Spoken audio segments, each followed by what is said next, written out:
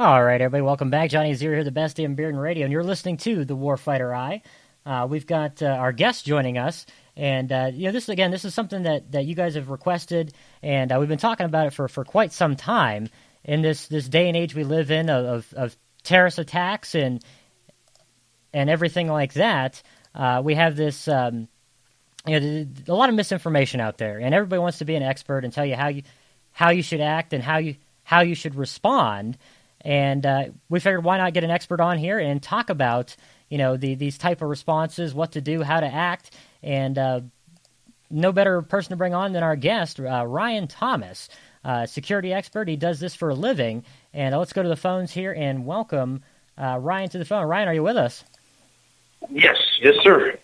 All right, brother. Thanks for coming on with us today, and my listeners have been really looking forward to this. It's in this day and age we live in with threats of terrorism and God knows what else. Everybody wants to know, what do we do in an active shooter incident? And I promised them months ago we'd bring an expert on to talk about it, and you're the guy to go to. So why don't you introduce yourself a little bit and give us a little bit of background? All right. Well, I'm a fellow vet.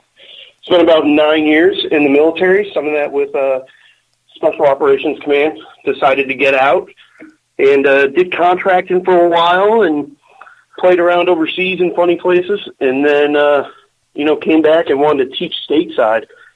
And I got involved with the National Center for Active Shooter Response and started teaching police officers and all sorts of people really around the country how to respond in the event of active shooter emergencies, both the armed and unarmed response, and then help develop and write the medical response for active shooter emergencies as well. Fantastic. So this is definitely your bread and butter, and of course, thank you for your service. It's always good to have a fellow warfighter on to talk about these issues. And this is a big time topic, and I'm sure you are your services are in high demand. Like you said, law enforcement and organizations, corporations, things like that. What group do you do the most training with, do you think? Before I would have said law enforcement and actually military police and stuff like that. Now it's becoming more and more corporations. OSHA now mentions active shooters specifically under the general duty clause of workplace violence. So you're finding more and more employers are getting their employees training. So if employers aren't doing that, give us a call to get some training, because what's happening is lawsuits are coming out and people are getting huge settlements.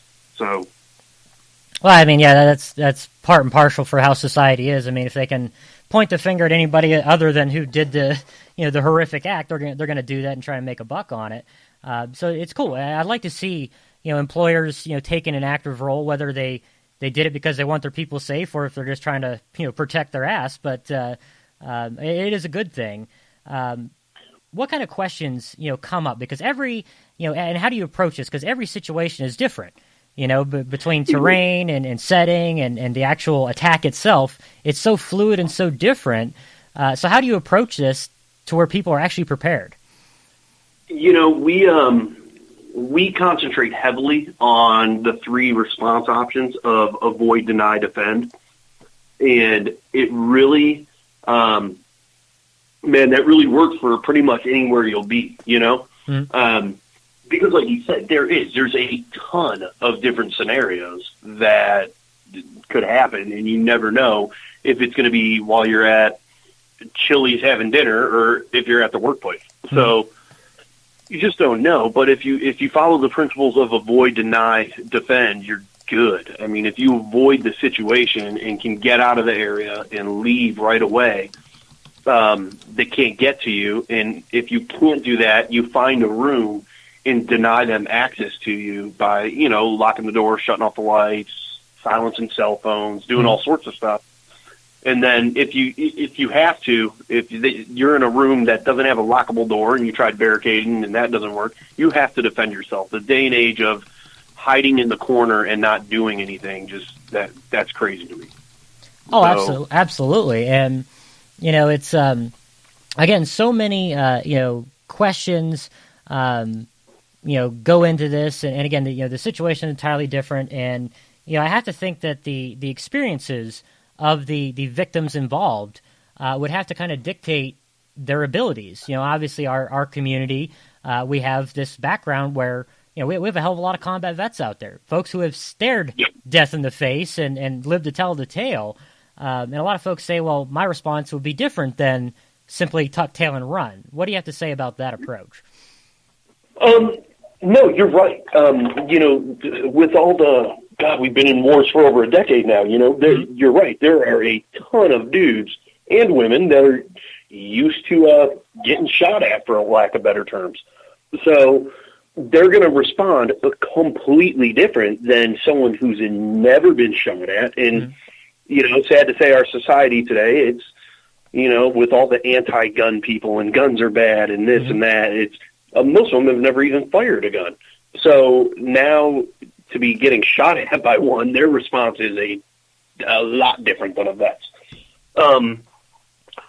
Now, vets can definitely, if they're concealed weapons holders or, they have those licenses and they have a weapon on them, the only thing I would say, as long as you train nonstop and you do stress-induced training, of course, if you're in a good situation to respond, where there's not a ton of people running around and you have clear shot, you can act on your own, but an FBI stat that we can look at is under stress, law enforcement only hit 30% of the time. Right. So for the person that just gets their concealed handgun license and was in the military for a while, fought in wars and all that, but if they haven't continuously trained and shot, the time to deploy that weapon would be once you're into a room and you're barricaded in. Now, if that person gets past those barricades, absolutely schwack them, But yeah, you have to weigh that because we all know, every bullet has a lawyer attached to it, and no doubt.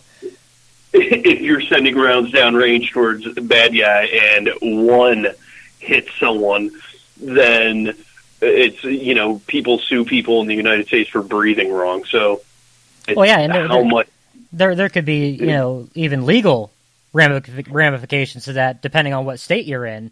So you guys find yourself in some pretty hot water there. It's so weird to me the way that works, Yeah, it is. The other thing we always caution people on too is law enforcement. They're going to get the call, active shooter at this location. Mm-hmm. So they're going to be stressed out as soon as they get that call. They may not get a description. Right. When law enforcement comes around the corner, now here's a vet trying to do the right thing, and he has a gun in his hand, law enforcement are going to open up. Yeah, and that's a really, really big point to make because, I worked in civilian EMS for a long time once I got out of the military, and I can tell you dispatch is one of the most difficult things to go through because half the time they don't tell you information. Yep. And either they don't know or they just leave it out because they're panicking and freaking out too half the time.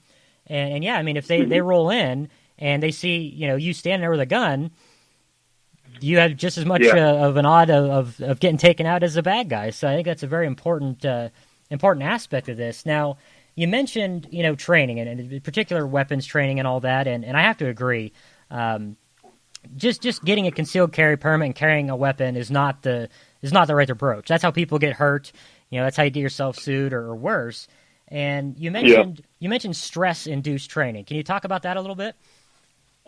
Yeah, that can be, stress-induced training can be everything from, you're familiar with simunitions, simunition stuff, to even stressing yourself at the range to get your heart rate up and engaging under stress so that your heart's beating, your arms are shaking, do a bunch of push-ups, get up, shoot, so your hands are shaking, they're not steady. You have to concentrate because really when that stuff happens, we've done a lot of studies with this, and generally people who train under stress constantly and do simunition training and reality-based training stuff, they sit in what we call condition red, which is like 160, 150 beats per minute, if I want to say. 120 beats per minute. Someone who doesn't train at that constantly usually sits at 150 beats per minute of their heart. Now, what happens to your body at that point is you get what's called auditory exclusion and your tunnel vision. So you stop hearing stuff, you stop seeing stuff all around you, and that's bad juju. Oh, yeah. So unless you're training all the time and doing that, under stress, it's hard to, get those clean shots out unless you're training under stress all the time. Makes perfect sense. What do we hear in the military all the time? It's that muscle memory, train how you fight sort of thing. And this is really no different. Now, again, every security expert out there, they have a different approach to this. And you mentioned those three words. Was it avoid, deny, defend, right? Yes. And that seems to be a pretty pretty cut and dry, a pretty reasonable approach to it, because it's all about surviving. You're not in that position to be the hero per se, unless obviously it arises. But your main goal is to survive, right? Yep, and that's why we do that, because if we take away as many targets to that person as possible, then we mitigate the loss of life. So that's why we really want to do the avoid, deny, defend, and that's been started by the National Center. It's we're moving away from run, hide, fight. Everybody is, because under stress. Hell, when's the last time you hid? Last time I hid was probably when I was a little kid playing hide and seek. Right. So under stress, when you think, oh my God, how was I trained? Run, hide.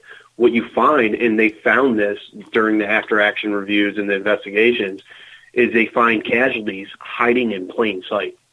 We call it hiding and hoping. They're under a desk. Well, if you're hiding under a desk and the shooter comes around that desk, you have no means of egress. You can't go anywhere. You can't defend yourself. You're already cowered under a desk. And, American furniture is not ballistic protection. Right. So we want to do away with that hiding and hoping. Well, I'm going to hide and hope someone doesn't see me. Well, hope isn't a survival tactic. So we want to empower them. I think that should be a catchphrase there. I mean, that's absolutely perfect. And you mentioned things like hiding and hiding under desks and all that. And really, that has been the major push when it comes to school shootings. Since 2013, there's been like 170 school shootings in this country, and everything from elementary schools all the way up to colleges have employed this hide and freeze mentality. That was what they did at Virginia Tech, and that led to a lot of people being stuck and trapped in that area instead of being secure. So a lot of schools that I've seen, in you can fill us in if there's more, but a lot of them are going to barricading the doors. They have those new locks out that'll secure the door a little better. And there's one group out there that I talked about a while ago on the show. They are what is this group called? Are you talking about Alice? No, this is the Attack Countermeasures Training, and what they're pushing. In particular with kids, is for them to fight back and to distract the shooter by throwing, common classroom objects. I have a different train of thought about that. Like you said, think of adults. Veterans will respond different than the normal average civilian because they're used to getting shot at. Right. What you're doing now is you're asking a 10-year-old to do something very extraordinary in an extraordinary situation that they've never been in their life. So it briefs well. Hey, if someone comes in this room with a gun shooting, throw this book at them. Yeah. Reality, they're not going to do that. No. So what we do, in by teaching them that, what you're doing is you're leaving static targets in a room to get shot. Mm-hmm. What we do is we teach them to be able to actually defend yourself. You have to be, positioning is everything. You have to be right up on that door in that unknown hard corner, right out of sight. That 10% of the room you can't see, even if you slice the pie, you still have that hard corner. Mm-hmm. And we teach